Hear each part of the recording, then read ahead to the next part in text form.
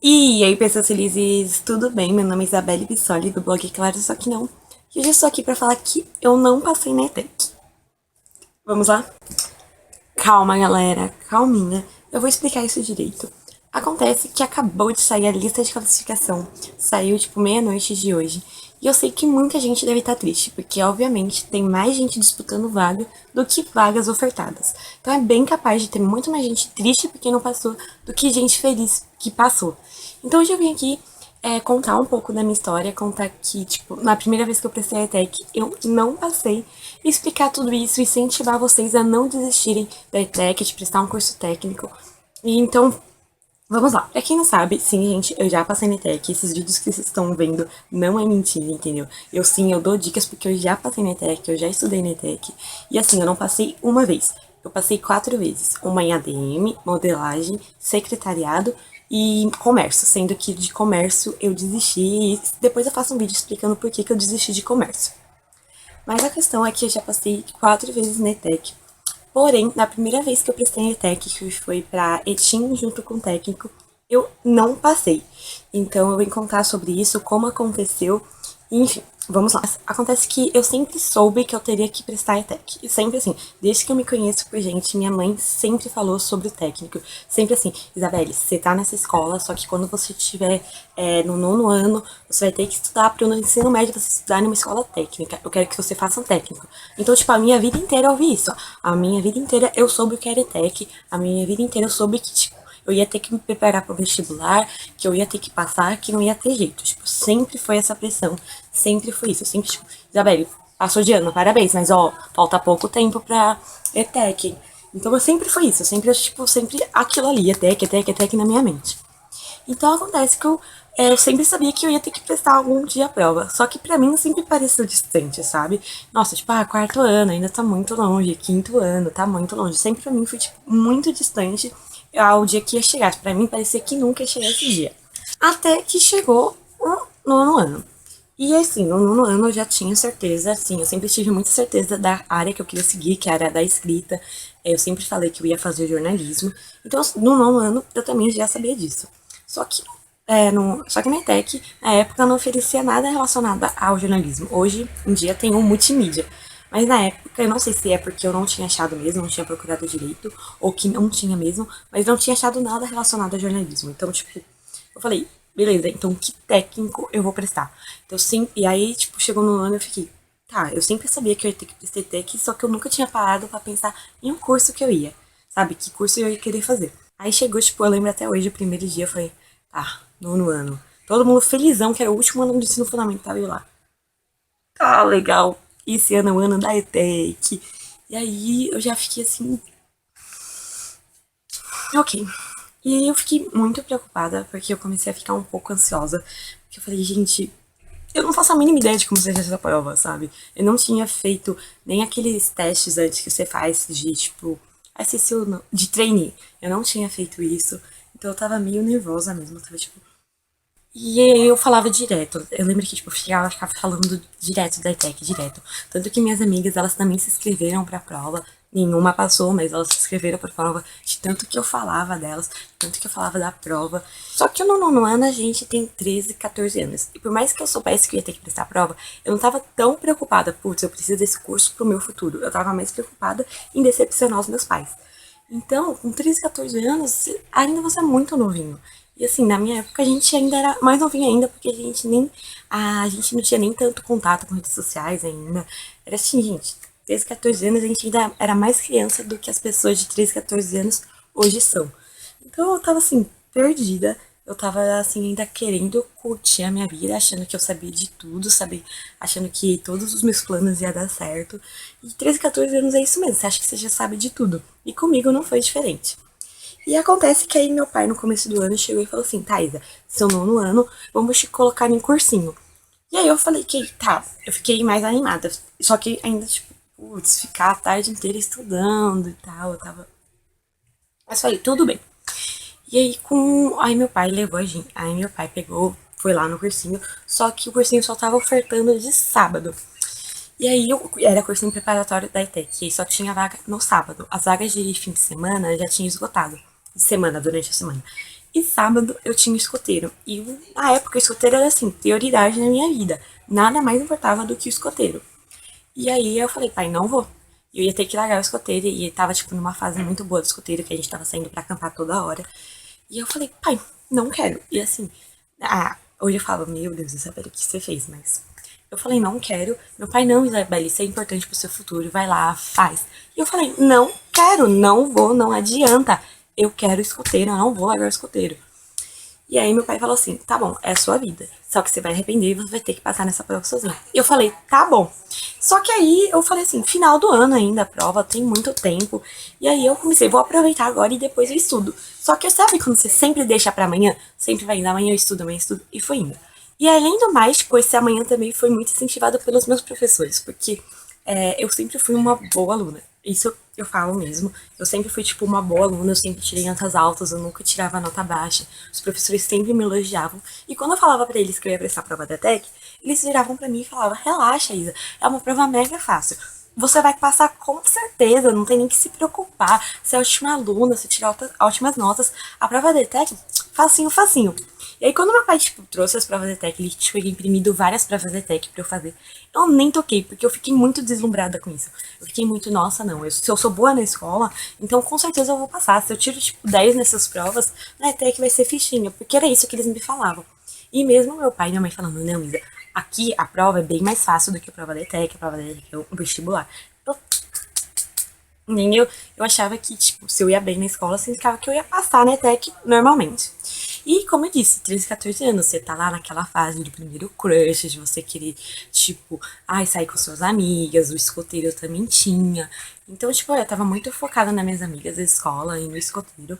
E do que realmente, tipo, ai, o que, que eu vou fazer ano que vem. E isso, gente, é o normal da idade. E assim, eu nunca deixei os estudos de lado. Eu sempre, como eu falei, eu sempre fui uma boa aluna, eu sempre estava dedicada nas provas, eu nunca tirava nota baixa. Então, pra mim, isso também significava que eu ia passar. E aí também chegou para complicar mais o dia da inscrição da prova da ETEC. No dia da inscrição da prova da ETEC, minha mãe ela não queria que eu fosse para muito longe, que eu pegasse metrô, vários ônibus. E aí eu tinha que me inscrever perto, tipo, alguma coisa perto da minha cidade. E perto da minha cidade não tinha nada ligado à arte. E eu queria muito algo ligado à comunicação, à arte, alguma coisa assim, que realmente incrementasse no meu currículo, que me ajudasse. E pra mim, a administração da época não ia me ajudar em nada, não era uma coisa que eu me interessava. E era o único curso que oferecia junto com o ensino médio perto daqui. E aí minha mãe falou, Isabelle, não me interessa, você vai fazer ensino médio. Eu lembro até hoje chorando, falando pra eu me inscrever em moda ou em fotografia. E minha mãe, não. Ou é esse, ou é esse. E aí isso fez com que eu falasse, ai, nossa, não é nenhum curso que eu quero, então eu não tive motivação nenhuma. Porque se fosse um curso que eu queria, acho que eu ficaria mais animada. Mas por ser um curso que, assim, pra mim, não, para mim, na época, não tinha cabimento eu fazer um curso daquele, me desanimou ainda mais. Então acabou que eu fui enrolando, fui focando em outras coisas, acabou que eu nem estudei e chegou o dia da prova. No dia da prova eu falei, poxa, eu não estudei nada. Mas aí sempre vi os professores falando, não, Isabelle, você é ótima aluna, você passa. Chegou no dia da prova, a prova era longe pra caramba. Meu pai foi comigo. Gente, eu fui, tipo, eu olhei pra aquela prova, eu lembro que, assim, eu saí muito depois do horário permitido, sabe? Tipo, tem o primeiro horário permitido pra sair, e aí depois tem encerramento. Eu saí muito depois do horário permitido, e aí, tipo, eu olhei pro meu pai e falei, como eu vou dar essa notícia? Porque eu achei a prova muito difícil. Não era nem perto do que davam na escola. E aí foi o primeiro baque da realidade. Eu falei, poxa vida, como assim? E aí eu fiquei, tipo, muito triste, porque eu me senti decepcionada comigo mesma. Eu fiquei, poxa, eu nem sou tão inteligente assim. As professoras mentiram pra mim. E eu falei, putz, decepcionei os meus pais. Meus pais. Aí eu fiquei muito, muito triste. E quando eu falei, não, pode ser que, tipo, eu tenha ido bem. Eu sempre, às vezes, acho que eu vou mal na prova, se for super bem, vamos corrigir o gabarito. No que eu corrigi o gabarito, veio o baque. Eu tinha acertado somente 26 questões. E eu já tinha lido que acima de 30 é que passa. Eu falei, meu Deus, 26 questões, sabe? De 50. E aí eu fui falar e contei pros meus pais. E assim, com um medo, assim, demais. E eu cheguei pros meus pais e falei, pai, seguinte, acertei 26 questões, mãe, acertei 26 questões. E eles, assim, eles são super incentivadores, eles sempre me incentivaram, eles sempre fizeram o meu melhor. Eles nunca foram, tipo, de ficar jogando na cara, sabe? essas coisas de estudo. E aí eu cheguei e falei, acertei 26 questões. Assim, já com as lágrimas no rosto, já, tipo, toda ferrei com a minha vida, acabou minha vida aqui, não vou ser nada no futuro. Eu tava muito desesperada.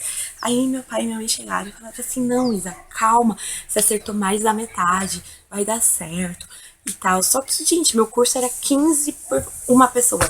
Eu fiquei. Por mais que tipo, eu me acalmei na hora, porque meus pais não brigaram, e aí sim, mas eu me senti meio culpada. Eu fiquei, poxa, eu não vou passar, é muita gente. E aí minha mãe, não, relaxa, vai.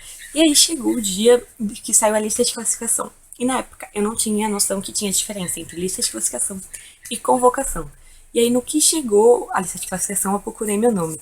E eu tinha parado, tipo, no 118. Era, tipo, muito longe da realidade. Eu falei, era muito concorrido na época. Eu acho que, tipo, nossa, pegava muito. Etim pega muito pesado, tinha muito concorrido. E aí, a gente comemorou, falou, passou, porque, tipo, ah, não, tá ali, o meu nome significa que eu passei na lista de classificação. E hoje a gente sabe que não é isso, e eu não sabia. Só que aí a gente chegou, e aí foi procurar direitinho, fui ver na escola e tal. E aí eu recebi a notícia que, na verdade, eu nem tinha passado, não tinha chance nem de ir pra segunda chamada. E aí eu fiquei muito triste, porque na época que a gente viu meu nome na lista, meu pai ficou, tipo, comemorou, falou, aê, Isabelle, não sei o quê. E aí depois, tipo, a carinha dele, quando ele viu que eu não tinha passado, foi muito triste pra mim. Porque eu falei, nossa, eu podia ter estudado, podia ter realmente feito o cursinho, eu tinha que ter, sabe, me dedicado mais. Só que 13 e 14 anos você não sabe de nada da vida, você sabe. E aí eu fiquei um pouco abalada, e aí eu falei, poxa, tristeza da minha vida foi aquilo. Eu lembro que foi tipo uma. Que ai, eu fiquei muito triste. Porque eu deveria realmente ter ido mais atrás. E só que acontece que foi isso. E aí eu fui no primeiro ano de ensino médio, eu me matriculei em uma escola melhor do que eu tava antes. E foi meu melhor primeiro ano de ensino médio. Foi o melhor primeiro ano de ensino médio que eu podia ter na minha vida. E aí eu falo assim, ainda bem que eu não passei no ITEC. Sério, hoje eu falo, ainda bem que eu não passei no ITEC. Porque eu fui para uma escola maravilhosa, eu conheci pessoas incríveis. Foi assim, um dos melhores anos da minha vida, aquele ano do primeiro ensino médio. Gente do céu, nossa, eu lembro até hoje, foi um dos, assim, eu lembro sempre das memórias. Foi um ano incrível pra mim, um ano que eu amadureci, um ano que eu conheci pessoas incríveis, um ano, assim, que foi muito importante na minha vida. E aí, hoje até meus pais falam, ainda bem que você não passou, Isa, porque, sabe, aí meu pai falou assim, as coisas têm que ser como são, sabe? Se você não passou naquele ano na ETEC, porque não era. Você foi pra uma escola melhor, você conheceu pessoas legais, você mudou. Então, isso que importa. E assim, mudou de tipo amadurecimento, de visão de vida, sabe? De mais foco, mais determinação. Virando de ensino médio, tipo, eu tive a decepção da ETEC, então eu queria ainda mais me dedicar aos estudos. E assim, eu queria ser melhor do que eu tava antes, sabe? E aí eu fiquei muito feliz, muito feliz, muito feliz. O primeiro ano de ensino médio foi maravilhoso. E assim, eu agradeço por não ter passado na ETEC naquele ano. Então é o que eu falo, gente. É tipo, o que tem que ser, vai ser. E o que aconteceu é que eu tive visão e no segundo ano do ensino médio eu fui fazer a prova de novo. E assim, depois eu conto mais, tipo, como eu fui. Mas assim, e essa escola que eu estudei era melhor, então o estudo dela era melhor, eu tive mais acesso a conhecimento. E aí acabou que eu me inscrevi de novo para ETEC, só que assim, sem pretensão de passar. E aí eu fiz a prova, eu acertei 36 questões, tipo 10 a mais. E foi uma das provas mais difíceis que você procura. Prova da ETEC do solo. Foi uma das provas mais difíceis que a ETEC teve. E aí eu consegui passar. E eu passei em administração e eu já tinha uma visão diferente. Eu já fui com o coração aberto. Porque eu já tinha entendido que a ADM ia ajudar muito. Não importasse a carreira que eu seguisse, a administração sempre é necessário. É sempre bom você ter isso no currículo. E aí eu já fui com o coração mais aberto. Mais tipo, ó, vem a ADM. E aí eu fui para uma ETEC diferente da primeira que eu tinha prestado. Mas que era, tipo, tinha 12 pessoas por vaga. Era igualmente concorrido. E aí eu passei em oitavo lugar, oitavo ou décimo lugar, se eu não me engano, de 40. E foi muito legal. Aí eu fui pro Metec, tipo, eu fui estudar à noite, aí eu fiz amizades, eu conheci pessoas de várias idades. Foi um curso muito legal e que eu quis aprender mais. Aí eu fiz secretariado, aí fui pra comércio, só que comércio eu tive que largar porque tava muita coisa. Mas aí isso eu faço outro vídeo. E aí depois eu fiz modelagem. Então foi assim, tinha que ser, o que era pra ser foi, entendeu? Não tinha outro jeito. E aí eu falo, gente, depois eu consegui passar todas as técnicas que eu prestei, aí eu consegui passar. Então, gente, não desanima, entendeu?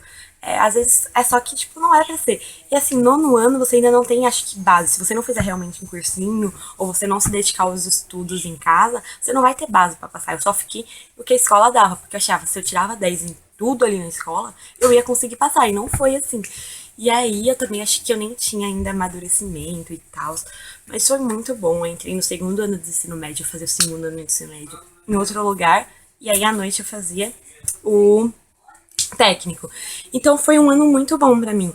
E é isso que eu quero pra vocês. Se você não passou na ETEC agora, não desanima. Tipo, eu não passei, depois eu passei. Tipo, eu não passei no primeiro ano, mas aí eu passei nos outros anos. Eu passei várias vezes. Hoje eu consigo dar dicas, porque eu tenho conhecimento necessário para dar dicas pra vocês. Eu já passei pela fase que eu não tinha passado. E eu não tenho vergonha de dizer. Às vezes a gente erra mesmo. Às vezes a gente não consegue passar no vestibular mesmo. O importante é tentar. O importante é melhorar. O importante é conseguir estudar, entendeu?